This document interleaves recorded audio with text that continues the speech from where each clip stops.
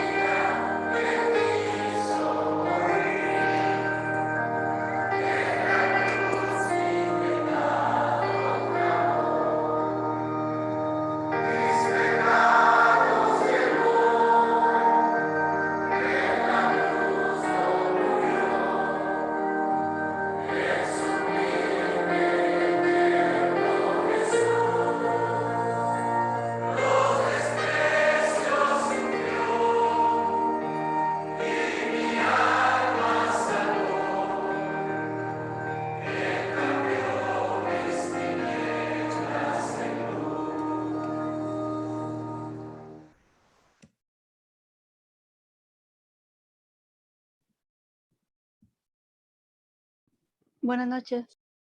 Hola, buenas noches.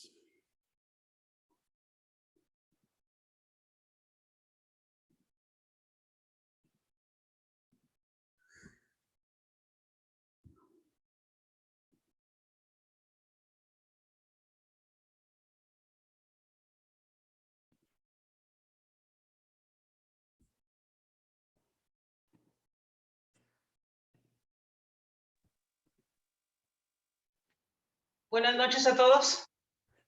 Buenas noches, Maribel. Buenas noches.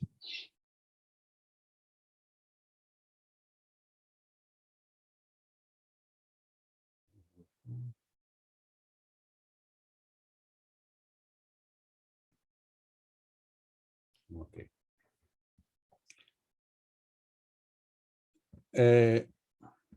¿Sí se ve la pantalla?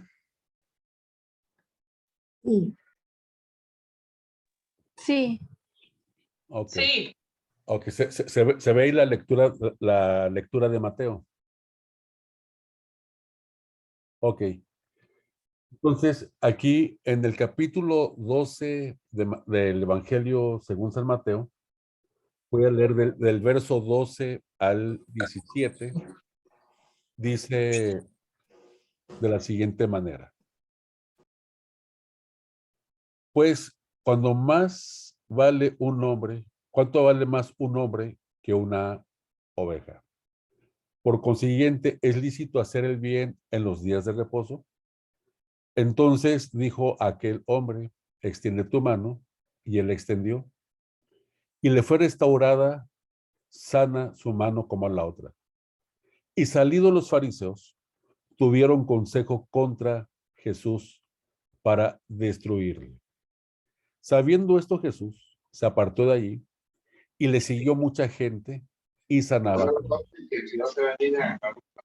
Y les encargaba rigurosamente que no le descubriesen, para que se cumpliese lo dicho por el profeta Isaías cuando dijo, he aquí mi siervo a quien he escogido, mi amado, en quien se agrada mi alma, pondré mi espíritu sobre él, que a los gentiles anunciará juicio. No contenderá, ni voceará, ni nadie oirá en las calles su voz. La caña cascada no quebrará y el pábilo que humea no apagará, hasta que saque a victoria el juicio y vean su nombre todos los gentiles.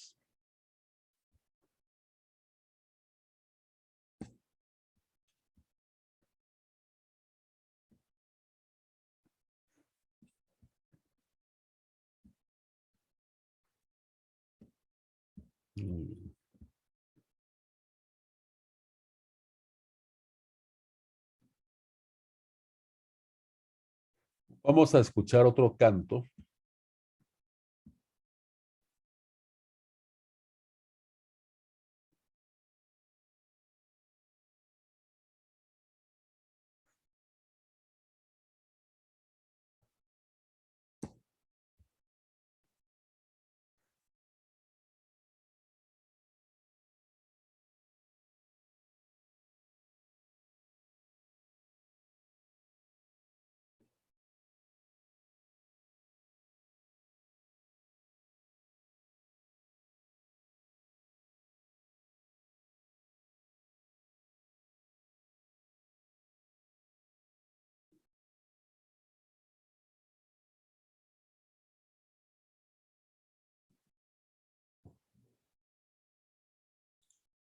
Muy bien.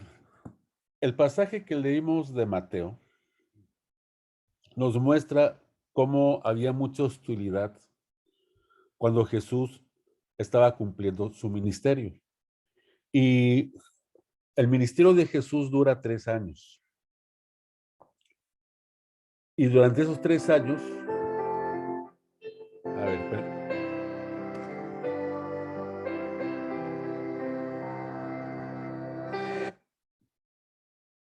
y durante esos 3 años, Jesús tiene hostilidades. Hay dos grupos que lo están persiguiendo, el grupo de los fariseos, El Sanedrín estaba formado por los fariseos y por los escribas y el grupo de los saduceos. Los fariseos y los escribas representaban el grupo religioso. El Sanedrín representaba el grupo político. Así que cuando llegamos a Mateo capítulo 21, el pasaje que leímos el día de ayer, hablando de la entrada de Jesús a Jerusalén, eh, vemos que Jesús va a Betania. En Betania viven sus amigos. Decíamos que era su centro de operaciones. Y de Betania se va a Jerusalén y entra a Jerusalén, que es lo que conocemos como la entrada triunfal a Jerusalén, eh, con las palmas, con los ramos, y por eso también se le llama el Domingo de Ramos. Por la tarde, Jesús regresa a Betania. Recordemos que el día judío inicia a las 6:01 de la tarde. A las 6:00 p.m. termina el día y el siguiente día inicia a las 1. Entonces Jesús tenía que llegar antes de la terminación del día. Al día siguiente del domingo es lunes. ¿Qué ocurre el lunes? Esta semana vamos a estar meditando qué fue lo que ocurrió el lunes, qué ocurre el martes, qué ocurre el miércoles, qué ocurre el jueves y llegar hasta lo que ocurre el día viernes, que es la crucifixión.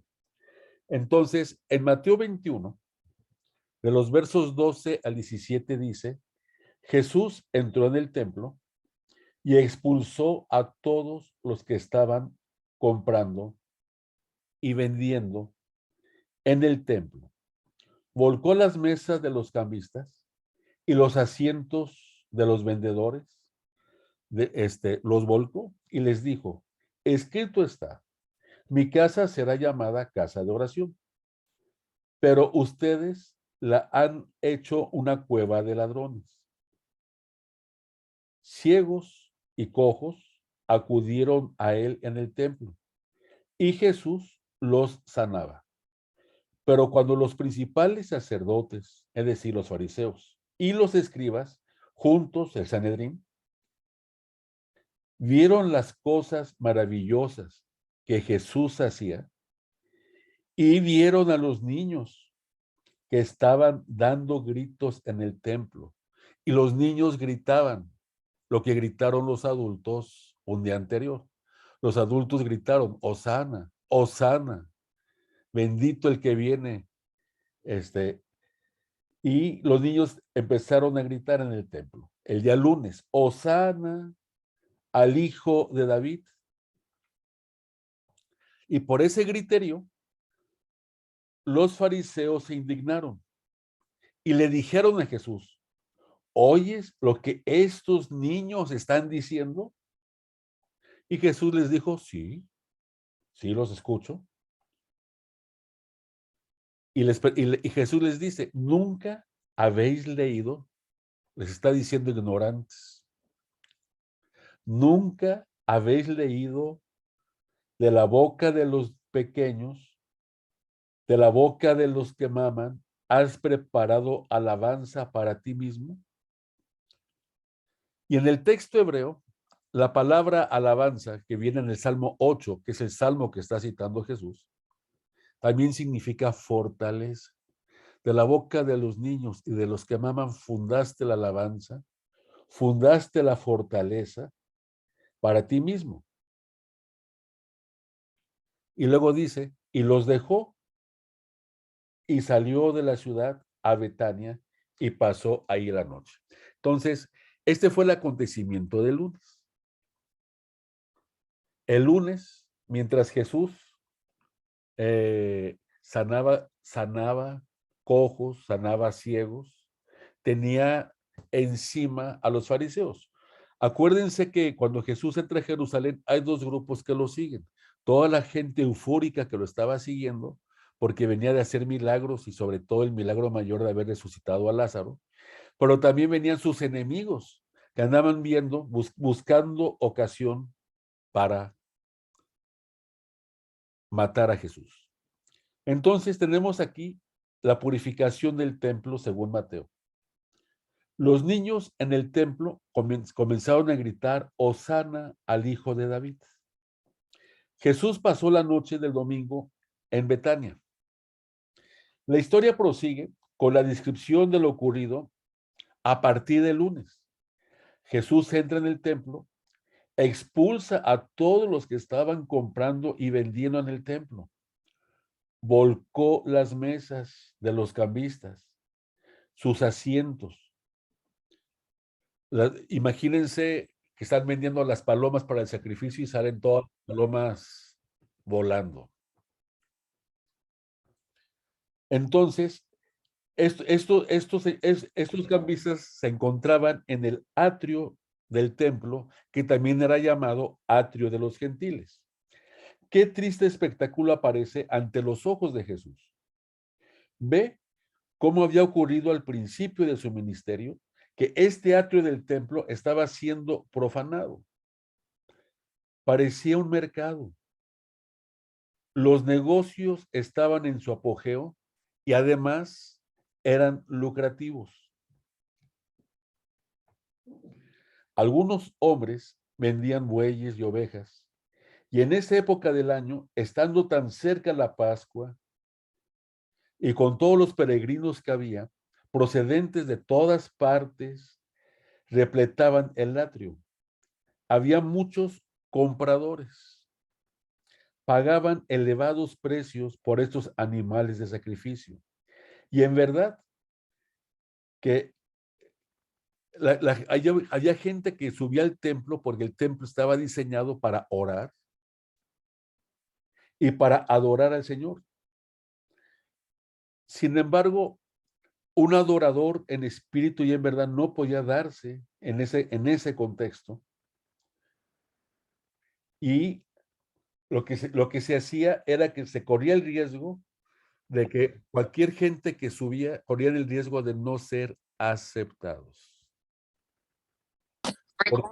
¿Por qué? Porque venían de otras partes. Y por otro lado, si ellos iban al templo y estaban vendiendo los animales, mucha gente tenía la posibilidad de llevar su animalito para el sacrificio. Sin embargo, si tú llevabas tu animalito para el sacrificio, se daba el caso de que no lo aceptaban. No, ese animal no se acepta. Tienes que ir a comprar aquí. No sé si han tenido un tipo de experiencia de esa índole. Cualquier parecido a la realidad es mera semejanza. Entonces, eso hacían y lo recaudado iba a los bolsillos de Anás y de Caifás. Es decir, ellos dos se enriquecían por lo que sucedía en la venta de lo que estaban, de los cambistas. Así que es comprensible que los comerciantes y la casta sacerdotal fueran socios en este negocio. Al entrar Jesús, nota la actividad febril de todos los compradores y vendedores, además del ruido, la inmundicia y el hedor que producían los animales. La pregunta es, ¿podría este escenario, como se describe, podría en algún sentido, cualquiera que fuere, tener un ambiente de adoración? ¿Será ese escenario un ambiente de oración? Y también se destacan a los cambistas, sentados de piernas cruzadas, detrás de sus mesas, cubiertas de monedas. En el área del templo no se acepta dinero extranjero para el pago. Además, había un impuesto. El impuesto del templo era de medio ciclo. Así lo registra el libro de Éxodo y debía ser pagado con moneda judía. Es como cuando van a Estados Unidos, ¿no? Y tienen que comprar dólares. Entonces aquí había que comprar la moneda judía. Y el dinero era necesario para cumplir los diversos ritos de la purificación. De esta manera, los cambistas cambiaban dinero extranjero que lo traían especialmente a los que venían de otras tierras. Entonces cambiaban el dinero que traían de otros lugares por dinero judío, cobrando una pequeña tarifa por el favor. Yo recuerdo hace algunos años en la Ciudad de México, de esas veces que en las mañanas había que tomar el camión muy temprano, y recuerdo un lugar que allá se llama Chapultepec, donde está la estación del metro Chapultepec, y tempranito muchos llegaban con la morralla, para, y entonces la morralla la vendían. Y entonces la gente, si llevaba 100 pesos de morralla, salías con 120 pesos, ¿no? Eh, entonces, una cosa así era lo que se hacía. Por ejemplo, cuando compramos dólares, ¿qué dicen las ventanillas? A la venta un precio y a la compra otro precio. Entonces, algo así semejante es lo que pasaba en este momento. Y entonces, había los vendedores de palomas, los vendedores de tórtolas, y probablemente parados cerca de los asientos o de las bancas, en los cuales estaban apiladas las canastas llenas de palomas. No todos podrían comprar siquiera un cordero. Es decir, la economía, no todos tenían una economía como para comprar un cordero. Así que en relación con la purificación, se podían ofrecer en su reemplazo 2 tórtolas o 2 palominos. Si una persona no tenía dinero para comprar el cordero, entonces, que eran escasos recursos, entonces podía comprar 2 tórtolas, que eran mucho más baratas, o 2 palominos. Sin embargo, a la hora de las condiciones se habían deteriorado a tal punto que aún los pobres se les hacían fuertes recargos. Y era una carga para los pobres el poder asistir a ese rito de purificación. No es fácil imaginar la justa indignación que debe haber brillado en los ojos de Jesús cuando expulsó a todos los vendedores y compradores por igual, que estaban comprometidos en ese comercio atroz, y volcó las mesas de los cambistas y los asientos de quienes vendían palomas. Lo cierto es que Jesús se reveló como la verdad. Él es la verdad. Y como la verdad, Él es el Señor del templo. Por eso dice, ustedes han convertido la casa de mi Padre en cueva de ladrones. Jesús le está diciendo, yo soy el Señor del templo. Esto es claro por las palabras que habló y les dijo, escrito está, mi casa será llamada casa de oración, pero ustedes la han convertido en una cueva de ladrones. Ese es un pasaje que para muchos les parece controversial porque no conciben a un Jesús enojado. ¿Cómo es posible que Dios, siendo amor, siendo todo bondad, de repente se haya exaltado? Imagínense la escena, tratemos de imaginarla. Están los vendedores del mercado ahí en el atrio, dentro del templo, y Jesús les tira todo. Y luego la Biblia dice que Jesús no cometió pecado. Bueno, aquí Jesús, hay una lección que aprendemos de él. Imaginemos un metro, ya ven que el metro tiene 100 centímetros. Entonces, imaginemos el metro. Y luego imaginemos la parte del medio del metro, 50 centímetros. Y entonces tenemos 2 extremos, el 0 y el 100. Son los extremos. Pero el equilibrio está en el 50. Ese equilibrio se llama justo medio. O sea, justicia. Y los extremos, el 0 digamos que es el defecto, y el 100 es el exceso. De manera que hay pecado por defecto y pecado por exceso.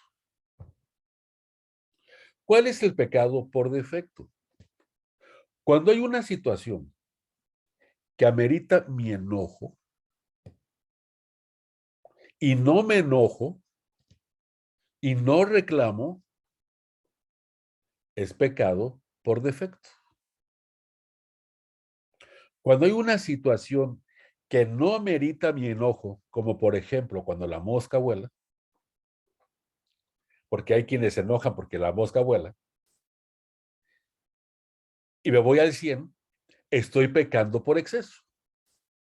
Mi abuela decía, ni tanto que queme al santo, ni tanto que no lo alumbre, aunque eso no viene en la Biblia, lo decía mi abuela.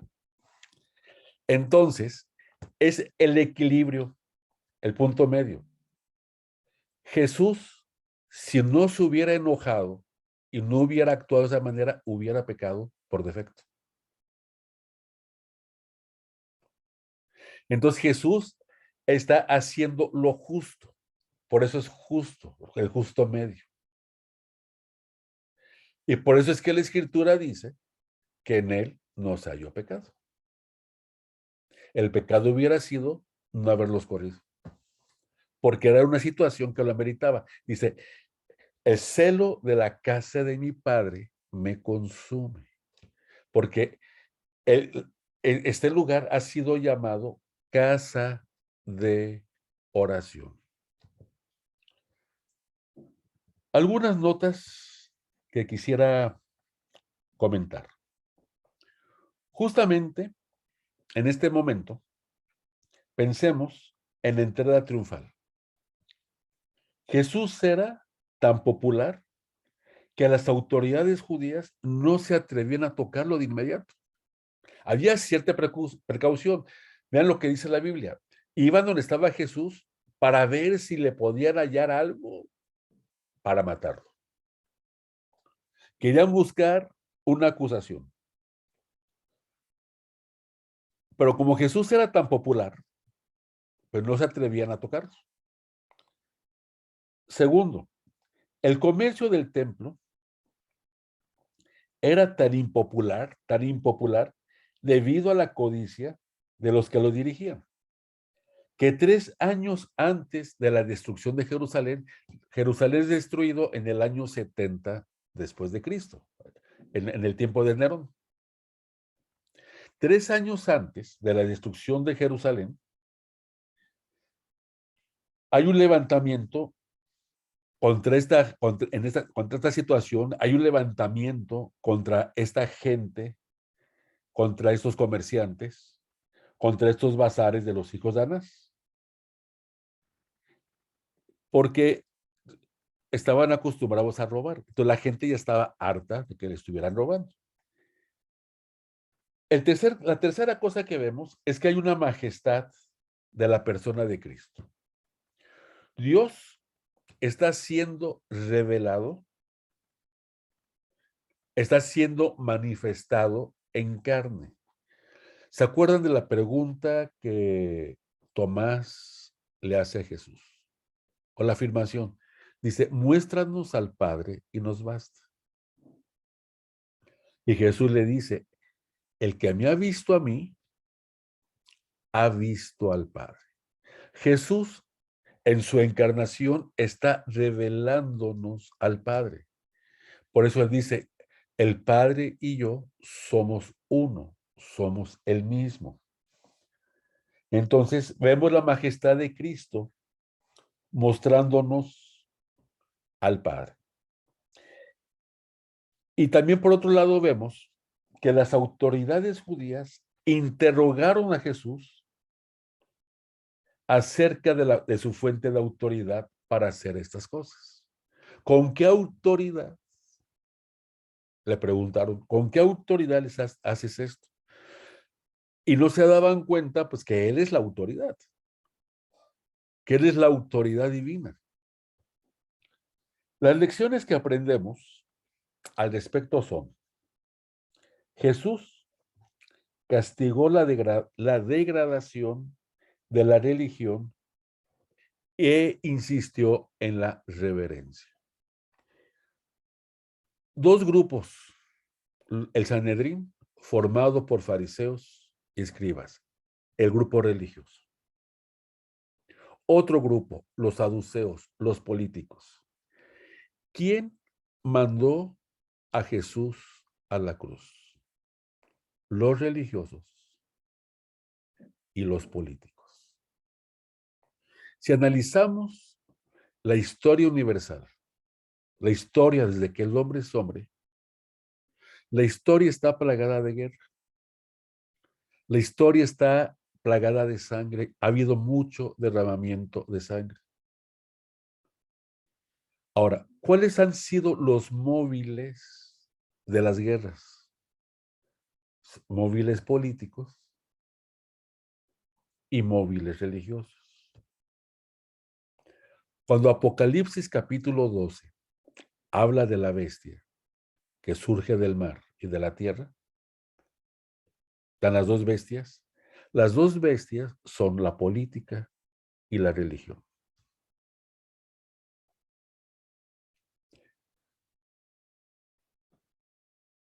Jesús reprobó el fraude. En este caso, había un fraude religioso. Y Jesús exige honradez e integridad.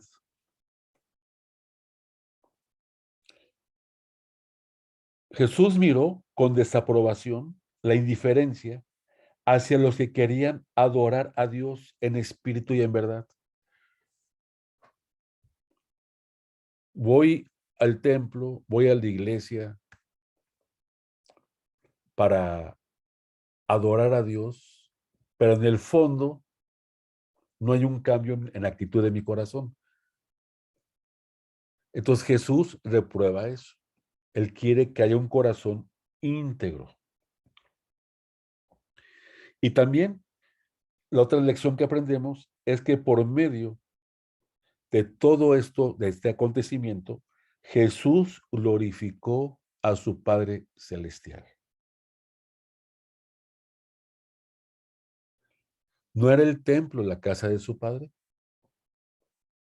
Entonces Jesús está glorificando al Padre. Luego, seguimos viendo en el texto. Purifica el templo, azota a los cambistas. Luego dice ahí el texto, los cojos y los ciegos acudieron a él al templo. ¿Qué es el templo? El templo o la iglesia tiene que ser una comunidad terapéutica. ¿Quiénes vamos a la iglesia? Pues todos los que somos desgraciados, para encontrar la gracia de Dios. Los enfermos, los dolientes, los heridos, los quebrantados. Y vamos a encontrar sanidad en Él. Vamos a encontrar paz en Él. Vamos a encontrar consuelo en Él.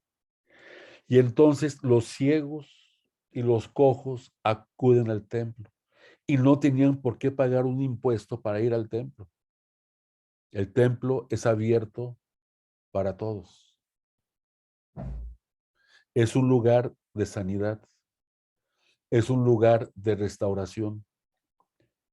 Por eso es que dice que acudían a Jesús y lo sanaba. Mientras algunos son expulsados, como los cambistas, que no iban precisamente a adorar a Jesús, otros son recibidos. Jesús en nada ha cambiado. Todavía es el buen pastor. Así que cuando los ciegos y los cojos acuden a él en el templo, sus ojos son abiertos, los oídos son abiertos, los cojos pueden andar y saltar. Y Jesús no les dijo, pues es Semana Santa, hoy no tengo chance de verlos. Vayan con mi secretaria y saquen cita. A lo mejor hay cita dentro de 6 meses porque la cola está larga. Hay mucha gente. Jesús no hace eso. No les dice, vengan en otro momento. Ahora no estoy en el ánimo para sanarles. ¿Tú crees que estoy con un ánimo para sanarte después de todo lo que me están haciendo los comerciantes? Me tienen enojado, no puedo, no tengo. No, Jesús no pierde el piso. No pierde su amor por los necesitados. No pierde su amor por los pobres. No pierde su amor por el enfermo. No pierde su visión de ministerio. No pierde su misión, que se acuerdan que cuando nace, le preguntan al ángel Gabriel, ¿y cuál va a ser su nombre? Y el ángel Gabriel les dice, se va a llamar Jesús, porque en su nombre va su ministerio, que significa Salvador, porque él salvará a su pueblo de sus pecados. Y Jesús sigue cumpliendo su ministerio. Entonces Jesús es el gran médico y está parado en medio de las mesas volcadas. Y aún ahí parado sigue sanando y sigue ejerciendo su ministerio y no pierde de vista su ministerio. Imaginemos la escena, las mesas tiradas, el dinero desparramado, las palomas volando por todos lados y Jesús sanando. Y por otro lado, imagínense la escena. Está ahí Jesús y los niños corriendo. ¿Qué les diríamos a los niños en el templo nosotros que están corriendo? A lo mejor yo, el pastor, les diría, Miriam, ve a cuidar a tus niños. No pueden estar corriendo en el templo. Jesús no los regaña. Jesús es amigo de los niños. Jesús, ya habíamos visto, en pasajes anteriores que dice, dejad que los niños vengan a mí, porque de los tales es el reino de los cielos. Y si hay algo que uno tiene que aprender, es a no dejar de ser niño. Y con esa actitud de corazón de niño, es que podemos acercarnos a Jesús.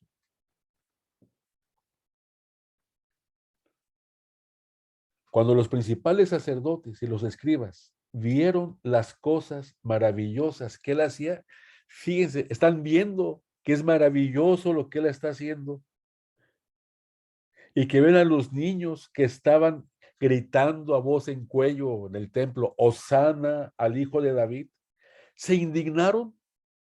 Han de ver qué niños tan irreverentes. ¿Cómo es posible que Jesús permita tanta irreverencia? Si y aquí el punto es que los niños no estaban cometiendo irreverencia, la irreverencia la estaban cometiendo ellos, los fariseos, los religiosos. Y los mercaderes eran los que estaban cometiendo irreverencia, no los niños.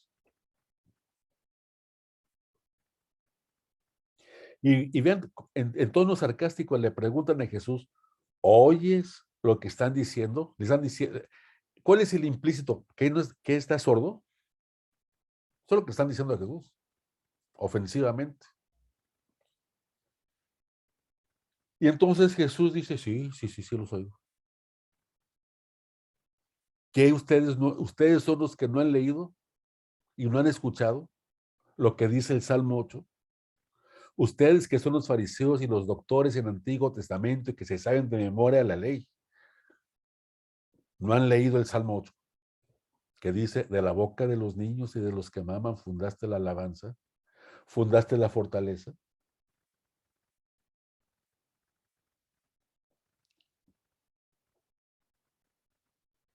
Así que Jesús en todo momento ubica, no pierde su capacidad de ministerio.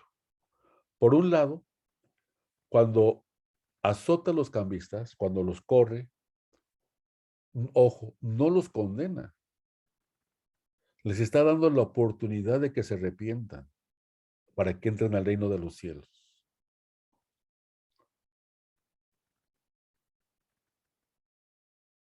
A los cojos y a los ciegos los está sanando. Y el día de hoy hay diferentes tipos de ceguera, diferentes tipos de sordera, diferentes tipos de ser cojo. Pero el Señor sigue atendiendo al enfermo, sigue atendiendo al necesitado. De tal manera que no perdamos la visión, que podamos ver a Jesús, que podamos ver a los niños y que no se nos olvide que de la boca de los pequeños y de los que maman, el Señor ha preparado la alabanza para sí mismo. Jesús cita estas palabras.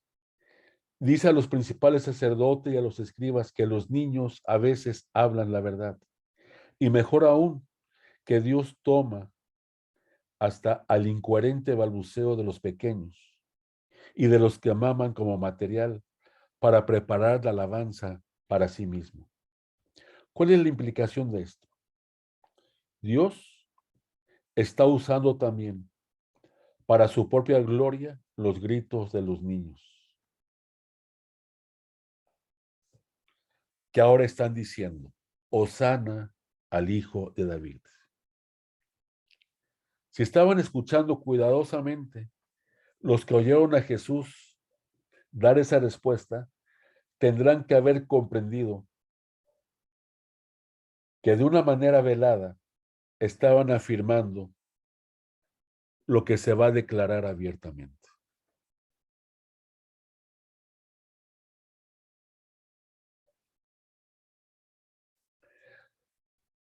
Cuidemos nuestro corazón de amarguras. Acuérdense que la raíz de raíces es la amargura.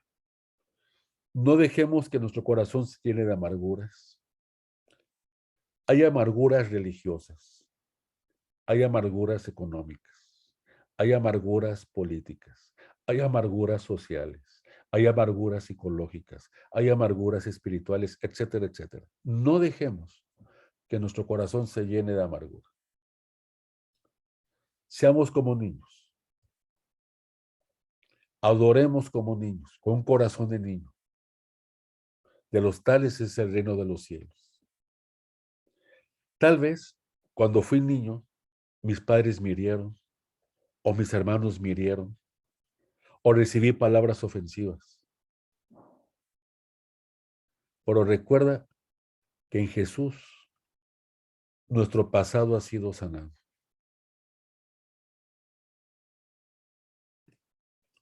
Nuestro presente es resuelto y nuestro futuro es poner nuestros ojos en el autor y consumador de la fe. Caminamos en esperanza y caminamos en victoria. Así que adoremos con el corazón de niños, en espíritu y en verdad. Que el Señor bendiga su palabra. Y dice por último la escritura que cuando terminó esto, Jesús dice, los dejó y se fue a su casa, se fue a Betania. Y ahí pasó la noche.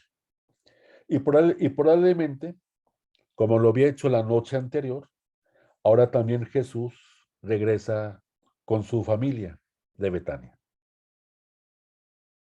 Probablemente Jesús, a lo mejor una opción es, fue ahí y tuvo un tiempo de oración, o bien fue ahí y tuvo un tiempo de cena con sus amigos, con Marta, con María, con Lázaro.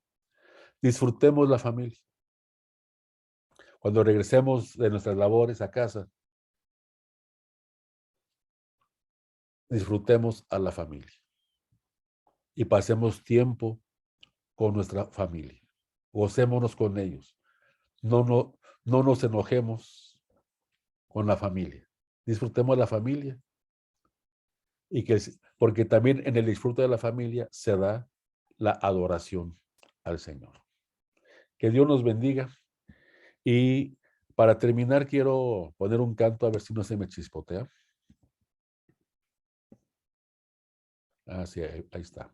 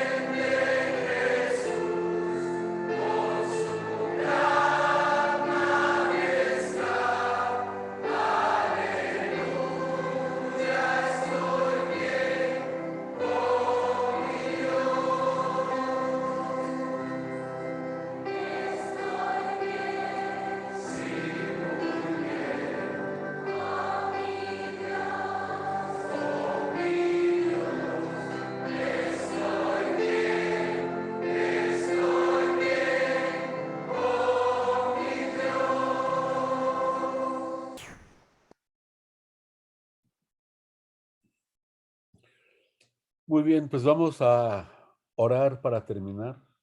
Le voy a pedir a mi esposa que por favor ore para cerrar esta sesión de hoy. Vamos a orar. Padre, te damos muchas gracias porque nos permites como iglesia poder recordar lo que tú hiciste al venir a la tierra y al morir y al ejercer tu ministerio aquí en la tierra con el único propósito de salvarnos y perdonarnos de que un día estemos juntamente contigo. Gracias, Padre, por este tiempo. Gracias por cada persona que pudo conectarse. Gracias por permitirnos alabarte juntos, aunque sea a través de este medio. Gracias por la palabra que tú nos das. Permite, Padre, que sea una palabra que se hace una realidad en nuestras vidas. Quédate con nosotros, Padre, en esta noche y permite que cada día pueda haber más personas conectadas y que cada día tu palabra pueda seguir siendo recordada. En el nombre de Jesús, amén. Amén. Amén. Amén. Amén.